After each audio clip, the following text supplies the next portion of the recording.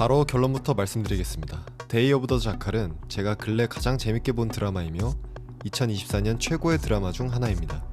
그리고 제 생각에 그 비결은 바로 컨셉, 즉 목표가 명확한 기획이라고 생각합니다. 그럼 데이 오브 더 자칼의 목표는 무엇일까요?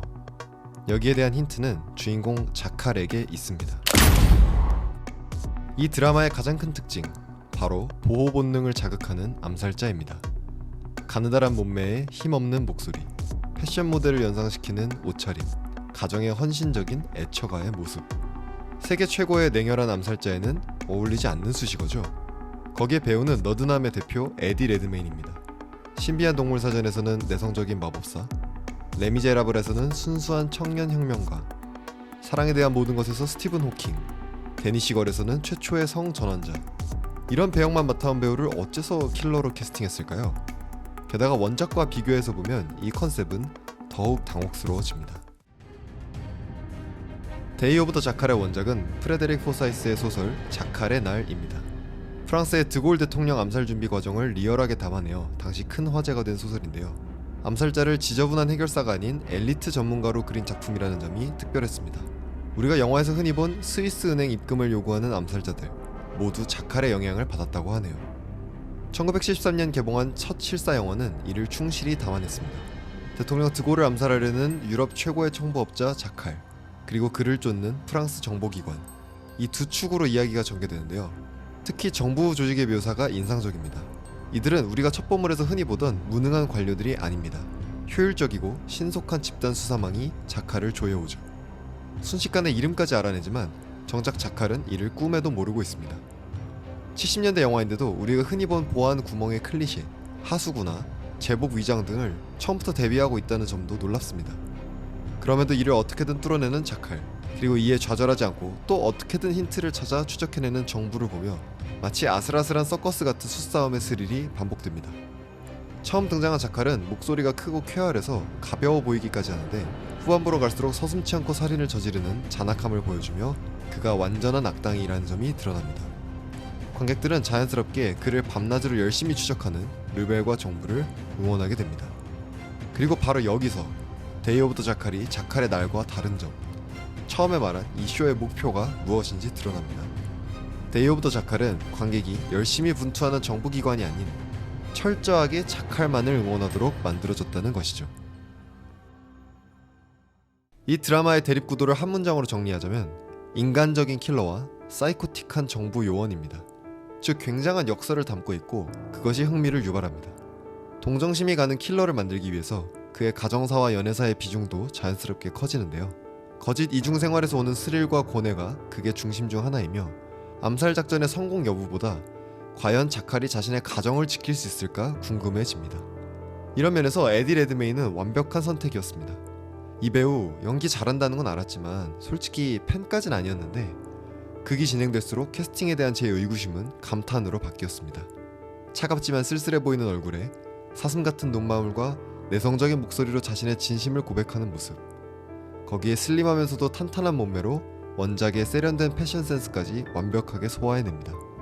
매 씬마다 바뀌는 화려한 착장은 마치 OOTD 룩북을 보는 듯하죠. 비록 범죄자지만 전문성과 헌신, 외적 매력까지 두루 갖춘 호감형 캐릭터인 것이죠. 이런 자칼과 대비되는 것이 또 다른 주인공 비앙카입니다. 메인 포스터와 오프닝에서 자칼과 거의 대등한 인물로 나오는 비앙카.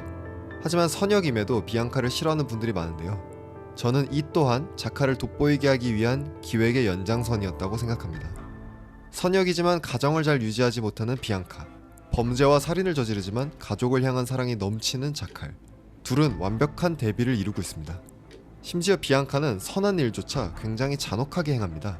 보다 보면 그녀는 이타적인 정의감이 아니라 단순히 목표 달성의 쾌감을 위해 임무를 수행하는 사이코패스일지도 모른다는 생각마저 듭니다. 게다가 그녀의 유능함도 충분히 보여주지 못했죠. 원작에서는 효율적인 정보기관이 자칼을 조여오는 과정이 긴장감을 더했는데 이 드라마에서는 그런 맛이 조금 부족했습니다. 특히 총기 전문가라는 컨셉이 새로웠기에 고유한 매력과 능력을 기대했는데 첫 등장 외에는 그냥 집요한 요원 1 같아서 아쉽기도 합니다. 즉 비앙카는 많은 면에서 관객이 좋아하기 쉽지 않은 캐릭터입니다. 하지만 이 모든 단점이 자칼과의 대비를 이루고 이를 통해 자칼에게 더 호감을 느끼게 하기 위한 세팅이었다고 한다면 나름 이해할 만한 부분이라는 생각이 듭니다. 그렇다면 왜 이런 희생양을 쓰면서까지 자칼을 돋보이게 한 걸까요? 그냥 원작처럼 암살자는 악당이고 이를 추적하는 주인공들을 보여주면 안 될까요? 제가 생각하기에 그 이유는 극장과 TV의 차이에 있습니다. 극장판은 이 복잡한 이야기를 자세하게 파고들기보단 빠르고 건조한 다큐를 보는 듯한 전개법을 택했습니다. 하지만 TV 드라마는 시즌제로 이어가야 하죠. 따라서 암살이 성공하냐 못하냐 같은 결말보다 중요한 것은 향후 시즌의 뿌리가 되는 중심 인물과 그의 서사입니다. 따라서 명확한 주인공을 정립하고 그를 인간적으로 묘사해서 시청자들이 애정을 가질 수 있게 만들려는 것, 드라마 데이 오브 더 자칼을 기획한 사람들의 목표였고 이는 성공적으로 달성되었습니다. 물론 자칼의 캐릭터만 매력적이라면 그냥 로맨틱 코미디가 되었겠죠. 데이 오브 더 자칼은 첩보 스릴러스의 기본기도 충실한데요. 전 유럽을 오가며 작전의 준비 과정을 착실하게 보여주고 교전 수칙이 살아있는 총격전을 담아내며 변장도 미션 임파서블식처럼 대충 가면 쓰고 벗는 것이 아니라 칼로 긁어내서 벗어야 하는 디테일을 담아냈죠. 수십 년간 암살자 캐릭터의 클리셰가 된 자칼을 단순히 우려먹는 것이 아닌 업그레이드 시킨 것입니다. 그러면서도 원작을 향한 존중이 곳곳에서 보입니다. 커스텀 라이플로 수박을 터뜨리는 이 씬, 아예 원작과 100% 동일한 구도와 편집을 보여줍니다. 리메이크를 넘어서 재현에 가까운 수준이죠. 그 와중에 흡연 장면만 쏙 뺀 것에서 느껴지는 사회 변화도 재밌네요. 전개도 거침없습니다. 핵심 인물 2인을 제외하고 에피소드별 주요 인물이 계속 바뀌는 수준인데 새로운 인물들이 끊임없이 등장하면서도 이야기가 자연스럽게 이어지며 예측하기 어려운 전개로 지루할 틈을 주지 않습니다. 감각적인 음악 사용도 인상적이었는데요. 첫 포문을 라디오드의 음악으로 시작하며 007 스카이포를 떠올리게 하는 오프닝까지 세련되고 깔끔한 이미지를 만드는 데 일조합니다. 다만 아쉬운 점도 있었습니다. 첫째는 70년대 원작보다 치밀하지 못한 정보기관의 수사력, 둘째는 큰 변화 없이 일관적인 자칼의 캐릭터인데요. 특히 두 번째는 시즌2의 내용에 따라 달라질 수도 있는 평가죠. 자칼이라는 인물의 다채로운 면을 시즌1에서 충분히 보여주었으니 이제 그 인물의 변화에 중점을 두는 것이 시즌2가 될 듯하여 기대가 됩니다. 데이 오브 더 자칼의 성공 요인을 정리해보면 이렇게 볼 수 있을 것 같습니다. 첫째, 영화가 아닌 TV 드라마이며 한 사건보다 인물이 더 중요함 이해한 것. 둘째, 악역인 자칼을 인간적인 주인공으로 그리길 선택한 것.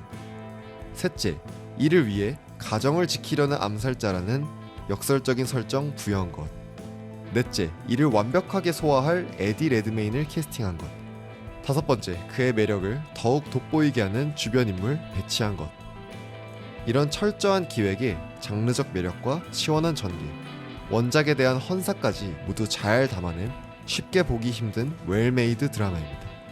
데이 오브 더 자칼은 지금 웨이브에서 시청하실 수 있습니다. 작중에서 업계 최고를 뜻하는 대명사로 쓰인 자칼. 이 드라마의 제작진들이야말로 자칼이 아닐까요? 재미있게 보셨다면 좋아요, 더 많은 영상을 보고 싶다면 구독 부탁드립니다. 지금까지 앱씨였습니다. 감사합니다.